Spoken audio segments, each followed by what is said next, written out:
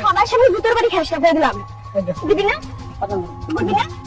ঈদের আর মাত্র কয়েকদিন বাকি, তাই তো স্ত্রীকে নিয়ে কেনাকাটা করতে বেরিয়েছেন এক স্বামী। প্রথমে স্ত্রীর পছন্দের একটি দোকানে ঢুকেন তারা, কিন্তু দৃশ্যপট বদলে যায় তখনই যখন স্ত্রীর পছন্দ হয় 4,000 টাকা দামের একটি থ্রি পিস। কিন্তু তা কিনে দিতে অক্ষম স্বামী, কারণ তার কাছে এত পরিমাণ টাকা নেই।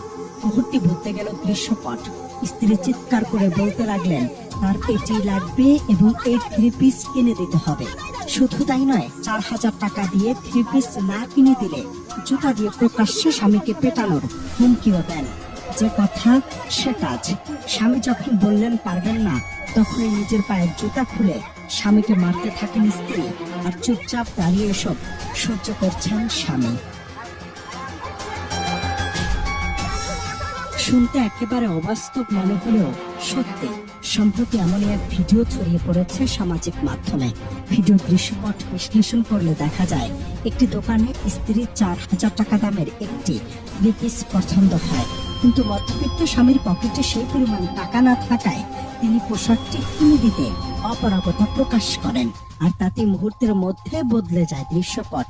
ক্ষোভে ফেটে পড়ে সবার সামনে চিৎকার করেন স্ত্রী এবং এক পর্যায়ে নিজের পায়ের জুতা খুলে স্বামীকে প্রকাশ্যে পেটাতে শুরু করেন।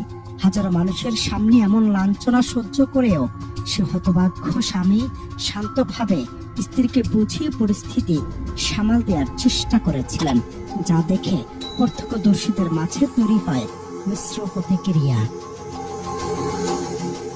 ভিডিওটি ভাইরাল হওয়ার পর থেকে নেটিজেনদের মাঝে বইছে বিতর্কের ঝড়।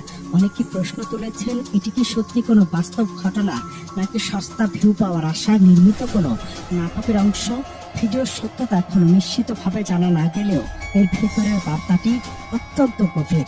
স্বামী স্ত্রীর পবিত্র সম্পর্কের মাঝে অর্থের গুরুত্ব যখন পারস্পরিক শ্রদ্ধাবোধ থেকে ছাপিয়ে যায়, তখন তা সমাজের এক নগ্ন কদর্য রূপকে ফুটিয়ে তোলে। হাসান মাসুদ,